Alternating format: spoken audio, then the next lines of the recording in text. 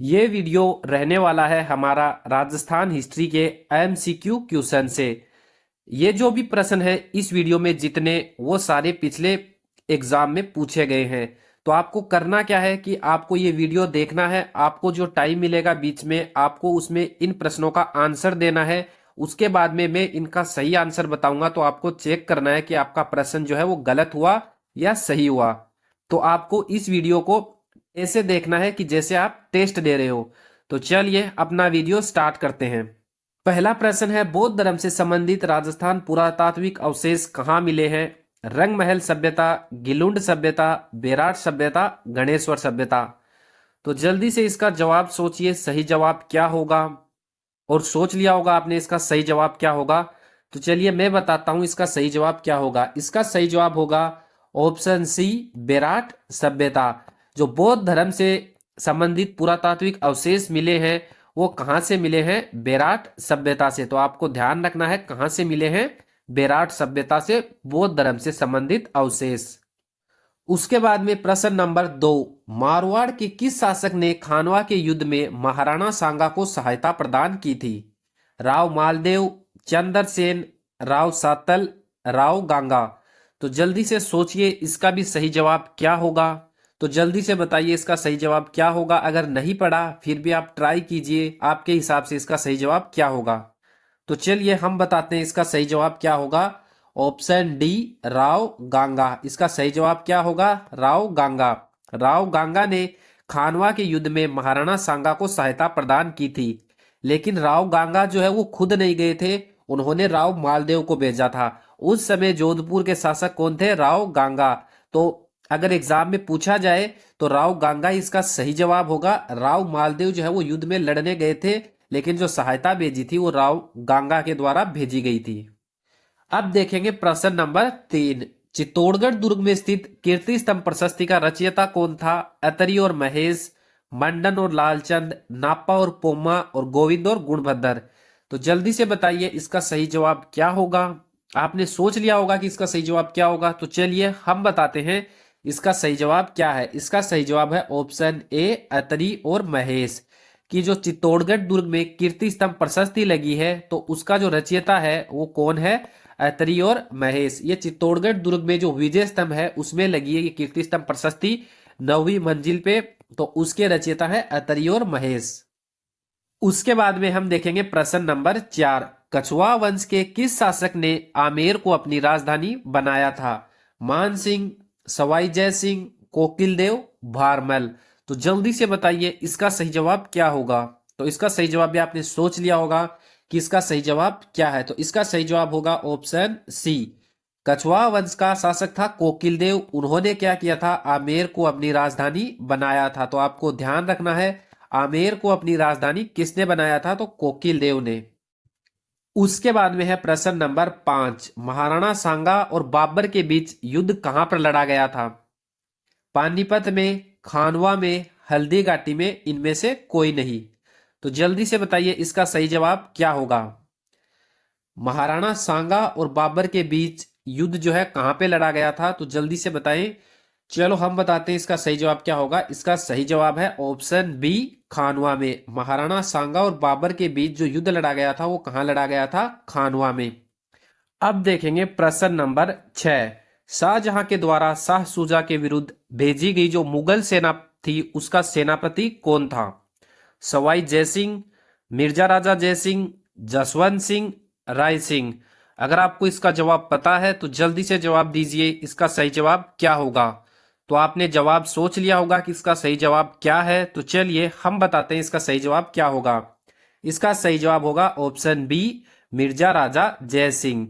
शाहजहां जो है उन्होंने किसके नेतृत्व में शाह शुजा के विरुद्ध सेना भेजी थी? तो उन्होंने भेजी थी जयपुर के शासक मिर्जा राजा जय सिंह के नेतृत्व में मुगल सेना भेजी थी। तो आपको ध्यान रखना है किसके नेतृत्व में भेजी थी? मिर्जा राजा जय सिंह के नेतृत्व में। अब है प्रश्न नंबर 7, बीकानेर में स्थित जूनागढ़ दुर्ग का निर्माण किसने करवाया था? राव बीका ने, अनूप सिंह ने, राय सिंह ने, गंगा सिंह ने। तो जल्दी से बताएं इसका सही जवाब क्या होगा। तो अभी सोच लिया होगा आपने कि इसका सही जवाब क्या होगा। तो चलिए हम बताते हैं इसका सही जवाब क्या होगा। इसका सही जवाब होगा ऑप्शन सी, राय सिंह। कि बीकानेर में जो जूनागढ़ दुर्ग है उसका निर्माण किसके द्वारा करवाया गया था? तो बीकानेर के शासक राय सिंह के द्वारा करवाया गया था। उसके बाद में है प्रश्न नंबर 8। आना सागर जो झील है उसका निर्माता कौन है? आपको बताना है कि जो आना सागर झील है उसका निर्माण किसके द्वारा करवाया गया? वासुदेव चौहान, अजय राज चौहान, अर्णोराज, पृथ्वीराज। तो जल्दी से बताएं इसका सही जवाब क्या होगा। तो आपने सोच लिया होगा इसका सही जवाब क्या होगा। तो इसका सही जवाब है ऑप्शन सी, अर्णोराज। अजमेर में जो आना सागर झील है उसका निर्माण किसके द्वारा करवाया गया था? अर्णोराज के द्वारा। अब देखेंगे प्रश्न नंबर 9। किस प्रतिहार शासक के द्वारा आदिवरा की उपाधि धारण की गई थी? महिपाल, नागभट्ट, वत्सराज, मिहिर भोज। अगर आपको इसका सही जवाब पता है तो जल्दी से बताइए इसका सही जवाब क्या होगा। तो चले हम बताते हैं इसका सही जवाब क्या है। इसका सही जवाब होगा ऑप्शन डी, मिहिर भोज। आदिवरा की जो उपाधि है वो किस प्रतिहार शासक के द्वारा धारण की गई थी? तो उनका नाम है मिहिर भोज। आपको ये भी ध्यान में रखना है। उसके बाद में है प्रश्न नंबर 10। पंडित जवाहरलाल नेहरू ने विश्व का 8वां आश्चर्य किस रियासत को कहा था? जयपुर, बीकानेर, जैसलमेर, उदयपुर। तो जल्दी से बताओ इसका सही जवाब क्या होगा। आपने सोच लिया होगा इसका सही जवाब। तो चलो हम बताते हैं इसका सही जवाब क्या होगा। इसका सही जवाब होगा ऑप्शन सी, जैसलमेर। पंडित जवाहरलाल नेहरू ने किस रियासत को विश्व का 8वां आश्चर्य कहा था? जैसलमेर रियासत को। अब देखेंगे प्रश्न नंबर 11। महाराजा सूरजमल का संबंध किस रियासत से था? अलवर, भरतपुर, टोंक, बीकानेर। तो जल्दी से बताएं इसका सही जवाब क्या होगा। तो आपने सोच लिया होगा कि इसका सही जवाब क्या है। तो चलिए हम बताते हैं इसका सही जवाब क्या है। इसका सही जवाब हो जाएगा ऑप्शन बी, भरतपुर। महाराजा सूरजमल का जो संबंध है वो किस रियासत से था? भरतपुर से। ये भरतपुर के शासक थे। इसके बाद में है प्रश्न नंबर 12। हमीर महाकाव्य ग्रंथ की रचना किसके द्वारा की गई? पृथ्वीराज राठौड़, चंद्र बरदाई, नयन चंद्र सूरी, जयानक भट्ट। काफी आसान सा सवाल है। तो जल्दी से बताएं इसका सही जवाब क्या होगा। तो इसका सही जवाब भी आपने सोच लिया होगा। इसका सही जवाब होगा ऑप्शन सी, नयन चंद्र सूरी। हमीर महाकाव्य जो ग्रंथ है इसकी रचना किसके द्वारा की गई? नयन चंद्र सूरी के द्वारा। तो आपको ध्यान रखना है हमीर महाकाव्य ग्रंथ किसने लिखा था? नयन चंद्र सूरी ने। राजस्थान में 1857 की क्रांति के समय कोटा से विद्रोह का नेतृत्व किसके द्वारा किया गया?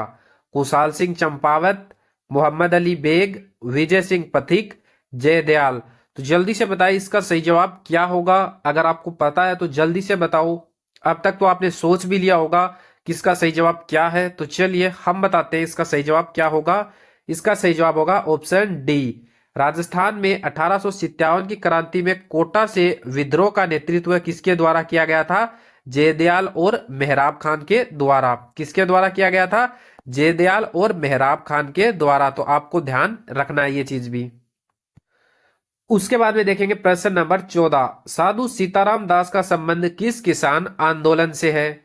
मेवात किसान आंदोलन, शेखावाटी किसान आंदोलन, बिजोलिया किसान आंदोलन, बेगू किसान आंदोलन। तो जल्दी से बताएं इसका सही जवाब क्या होगा। आपने सोच भी लिया होगा अब तक तो कि इसका सही जवाब क्या है। तो चले हम बताते हैं आपको कि इसका सही जवाब क्या है। इसका सही जवाब होगा ऑप्शन सी, बिजोलिया किसान आंदोलन। साधु सीताराम दास जो है इनका संबंध किस किसान आंदोलन से है? बिजोलिया किसान आंदोलन से।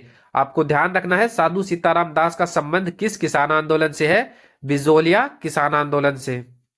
इसके बाद में देखेंगे क्वेश्चन नंबर 15। मेवाड़ प्रजामंडल की स्थापना कब की गई? 1931 में, 1934 में, 1936 में, 1938 में।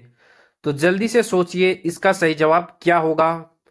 तो इसका सही जवाब चलो हम बताते हैं आपको इसका सही जवाब क्या होगा। इसका सही जवाब होगा ऑप्शन डी। मेवाड़ प्रजामंडल की जो स्थापना की गई थी वो कब की गई थी? 1938 में। तो आपको ध्यान रखना है मेवाड़ प्रजामंडल की स्थापना कब की गई थी? 1938 में। अब देखेंगे प्रश्न नंबर 16। राजस्थान के एकीकरण के लिए गठित रियासती विभाग का अध्यक्ष कौन था? के एम मुंशी, वीपी मेनन, सरदार वल्लभ भाई पटेल, मान सिंह। तो जल्दी से बताइए इसका सही जवाब क्या होगा। तो आपने सोच लिया होगा कि इसका सही जवाब क्या है। तो चलिए हम बताते हैं इसका सही जवाब क्या है। इसका सही जवाब होगा ऑप्शन सी, सरदार वल्लभ भाई पटेल। तो राजस्थान के एकीकरण के लिए रियासती विभाग का गठन किया गया था, उसका अध्यक्ष किसे बनाया गया था? सरदार वल्लभ भाई पटेल को। किसको बनाया गया था? सरदार वल्लभ भाई पटेल को। अब देखेंगे क्वेश्चन नंबर 17। वंशतली विद्यापीठ की स्थापना कब की गई? 1932 में, 1933 में, 1934 में, 1935 में। तो जल्दी से बताइए इसका सही जवाब क्या होगा। अगर आपको इसका सही जवाब पता है तो जल्दी से बताइए। चलो हम बताते हैं इसका सही जवाब क्या होगा। इसका सही जवाब होगा ऑप्शन डी, 1935। वंशतली जो विद्यापीठ है उसकी स्थापना 1935 में की गई थी। उसके बाद में है प्रश्न नंबर 18। मछली पकड़ने के लिए कांटे का प्रयोग किस सभ्यता में हुआ है? आहड़ सभ्यता, गणेश्वर सभ्यता, बेराट सभ्यता, ईसवाल सभ्यता। तो जल्दी से बताओ इसका सही जवाब क्या होगा। तो आपने सोच लिया होगा कि इसका सही जवाब क्या होगा। तो चलिए हम बताते हैं इसका सही जवाब क्या है। इसका सही जवाब होगा ऑप्शन बी, गणेश्वर सभ्यता। गणेश्वर सभ्यता में मछली पकड़ने के लिए कांटे का प्रयोग होता था। तो आपको ध्यान रखना है कि किस सभ्यता में मछली पकड़ने के लिए कांटे का प्रयोग होता था, तो उसका नाम है गणेश्वर सभ्यता में। उसके बाद में प्रश्न नंबर 19। कृष्णा कुमारी विवाद किन रियासतों के मध्य हुआ था? उदयपुर व जोधपुर, जयपुर व जोधपुर, जयपुर व उदयपुर, उदयपुर व जोधपुर। तो जल्दी से बताओ इसका सही जवाब क्या होगा। अब तक तो आपने सोच लिया होगा कि इसका सही जवाब क्या होगा। तो चलो हम बताते हैं इसका सही जवाब क्या होगा। इसका सही जवाब है ऑप्शन बी, जयपुर और जोधपुर। जो कृष्णा कुमारी विवाद हुआ था वो जयपुर और जोधपुर रियासत के मध्य हुआ था। उसके बाद में है प्रश्न नंबर 20। मेवाड़ की थर्मोपल्ली किस युद्ध को कहा जाता है? खानवा के युद्ध को, हल्दी घाटी के युद्ध को, दिवेर के युद्ध को, तराइन के युद्ध को। तो जल्दी से इस प्रश्न का भी सही जवाब बताओ कि इसका सही जवाब क्या होगा। मेवाड़ की थर्मोपल्ली किस युद्ध को कहा जाता है? तो आपने सोच लिया होगा इसका सही जवाब क्या है। तो चलो हम बताते हैं इसका सही जवाब क्या है। इसका सही जवाब है ऑप्शन बी, हल्दी घाटी के युद्ध को। और किसने कहा था? जेम्स कर्नल टोड ने हल्दी घाटी के युद्ध को क्या कहा था? मेवाड़ की थर्मोपल्ली। अब देखेंगे प्रश्न नंबर 21। ढूंढाड़ राज्य की स्थापना किस वंश के द्वारा की गई? राठौड़ वंश, गुहिल वंश, कछवाहा वंश, प्रतिहार वंश। तो जल्दी से बताइए इसका सही जवाब क्या होगा कि ढूंढाड़ राज्य की स्थापना किस वंश के द्वारा की गई थी। तो आपने सोच लिया होगा कि इसका सही जवाब क्या होगा। तो चलिए हम बताते हैं इसका सही जवाब क्या होगा। इसका सही जवाब होगा ऑप्शन सी, कछवाहा वंश। ढूंढाड़ राज्य की जो स्थापना की गई थी वो किस वंश के द्वारा की गई थी? तो आपको ध्यान रखना है, कछवाहा वंश के द्वारा की गई थी। अब देखेंगे प्रश्न नंबर 22। चित्तौड़गढ़ दुर्ग में स्थित विजय स्तंभ का निर्माण किसके द्वारा करवाया गया था? महाराणा सांगा, महाराणा कुंभा, महाराणा उदय सिंह, महाराणा प्रताप। तो जल्दी से बताइए इसका सही जवाब क्या होगा कि चित्तौड़गढ़ दुर्ग में जो विजय स्तंभ है उसका निर्माण किसने करवाया था। तो आपने सोच लिया होगा इसका सही जवाब क्या है। तो चलिए हम आपको बताते हैं इसका सही जवाब क्या है। इसका सही जवाब है ऑप्शन बी, महाराणा कुंभा। महाराणा कुंभा के द्वारा विजय स्तंभ का निर्माण किया गया था सारंगपुर विजय के उपलक्ष्य में। इसके बाद में है प्रश्न नंबर 23। पुरंदर की संधि कब हुई थी? 11 जून 1661, 11 जून 1663, 11 जून 1665, 11 जून 1666। तो इसका सही जवाब जल्दी से बताइए क्या होगा। आपने सोच लिया होगा इसका सही जवाब क्या है। तो चलिए हम बताते हैं इसका सही जवाब क्या है। इसका सही जवाब है ऑप्शन सी, 11 जून 1665। पुरंदर की संधि जो हुई थी 11 जून 1665 को हुई थी। उसके बाद में है प्रश्न नंबर 24। राय सिंह को राजपूताना का करण किसने कहा था? चंद्रवरदाई ने, पृथ्वीराज राठौड़ ने, कन्हैयालाल सेठिया ने, मुंशी देवी प्रसाद ने। तो जल्दी से बताइए इसका सही जवाब क्या होगा। तो आपने सोच लिया होगा इसका सही जवाब क्या है, तो चलो हम बताते हैं कि आपने जो सोचा है वो सही है या गलत। तो इसका सही जवाब हो जाएगा ऑप्शन डी, मुंशी देवी प्रसाद। मुंशी देवी प्रसाद ने जो राय सिंह है, राय सिंह को क्या बोला, राजपुताने का करण। मुंशी देवी प्रसाद ने बोला था राय सिंह को राजपुताने का करण। तो आपको ये चीज ध्यान में रखनी है। इसके बाद में है प्रश्न नंबर 25। किस लेख में चौहानों को सूर्यवंशी बताया गया है? बिजोलिया शिलालेख में, हमीर महाकाव्य में, कायमखा रासो में, हांसी शिलालेख में। तो जल्दी से बताइए अगर आपको इसका सही जवाब पता है कि किस लेख में चौहानों को सूर्यवंशी बोला गया है। तो आपने सही जवाब सोच लिया होगा। तो चलो हम बताते हैं इसका सही जवाब क्या होगा। इसका सही जवाब होगा ऑप्शन बी, हमीर महाकाव्य। हमीर महाकाव्य में जो चौहान है उनको क्या बताया गया है, सूर्यवंशी। तो आपको ध्यान रखना है चौहानों को सूर्यवंशी किस में बताया गया है, हमीर महाकाव्य में। तो इस वीडियो में ये हमारे 25 क्वेश्चन थे। आपको कमेंट में बताना है कि इन 25 क्वेश्चन में से आपने कितने क्वेश्चन जो है सही किए हैं।